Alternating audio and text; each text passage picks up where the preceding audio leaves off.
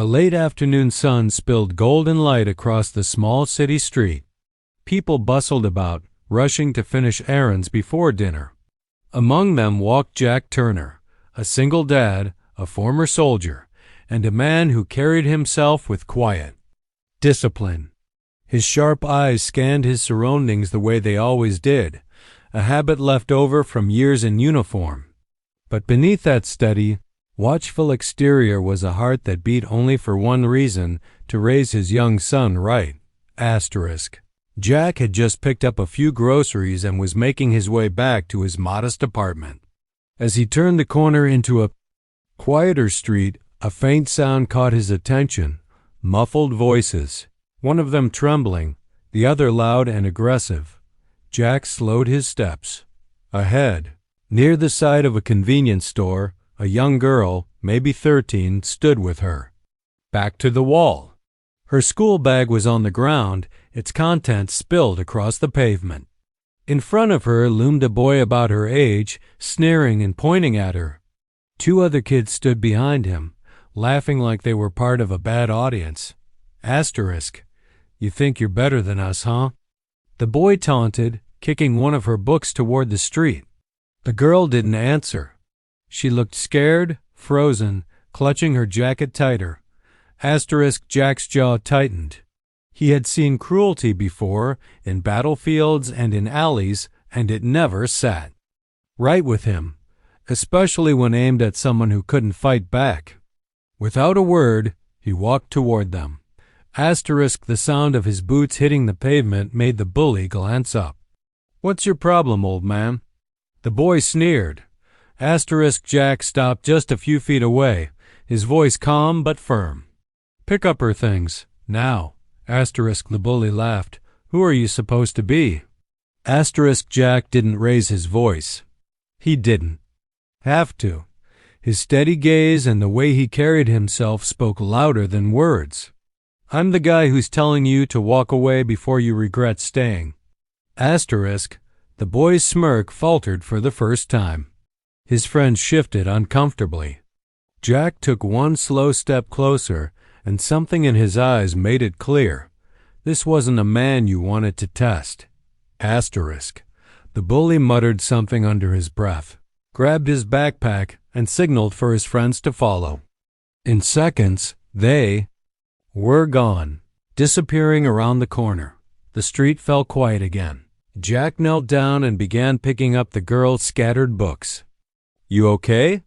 he asked. She nodded, still a little shaken. "Yeah, thank you." "Don't thank me," Jack said with a small smile. "Just remember, when someone tries to push you down, you stand taller." She gave a small, brave smile. Jack handed her the last book. "Good. You heading home?" She nodded again. "Yeah, my driver's around the corner." He raised an eyebrow but didn't ask questions. "All right then, stay safe." As Jack turned to leave, she called out, "Hey, what's your name?"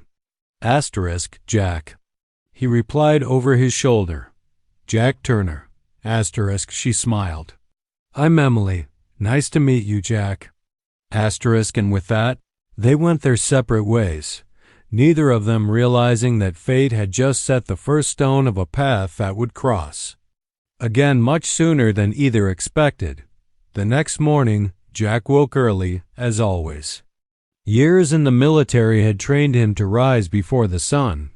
He made breakfast for his 10-year-old son, Ryan, scrambled eggs and toast before walking him to school. On the way back, Jack thought about the interview he had scheduled for. Later that day, a private security company had contacted him about a position as a personal security officer for one of their high-profile clients. It was steady work, better pay than his current odd jobs, and the kind of stability he wanted for Ryan. By noon, Jack was standing in the sleek glass lobby of Westbridge Corporation, one of the biggest companies in the city. The building screamed wealth and power. He felt slightly out of place in his simple but neat suit, but he carried himself with the quiet confidence of a man who had seen far tougher situations. A receptionist directed him to the 25th floor. When the elevator doors opened, Jack stepped into an office that looked like it belonged in a movie, floor-to-ceiling windows, polished wood desks, and the skyline stretching out in all directions. Mr. Turner? A middle-aged man in a suit approached him with a firm handshake. I'm Mr. Blake, head of corporate security. The CEO will be joining us shortly. We like to meet all candidates personally for this role. Jack nodded. Understood. They sat in a small conference room. Mr. Blake began asking about Jack's military experience, his skills in close protection, and his ability to handle high-pressure situations. Jack answered calmly, giving just enough detail to show his competence without bragging. Halfway through, the door opened. A tall man in his 50s entered, dressed in a tailored suit with an air of authority that needed no introduction. Beside him walked a young girl in a neat school uniform. Jack froze. It was her, Emily, the same girl he had helped the day before. Her eyes lit up instantly. Jack, she said with a big smile. Dad, that's him, the man I told you about. The CEO Richard Westbridge raised an eyebrow. You're the one who helped my daughter yesterday? Jack stood, unsure of how formal to be. Yes, sir. I just happened to be there. Anyone would have done the same. Richard shook his head. No, most people look away. You didn't. For that I'm grateful. Emily grinned. He was really brave.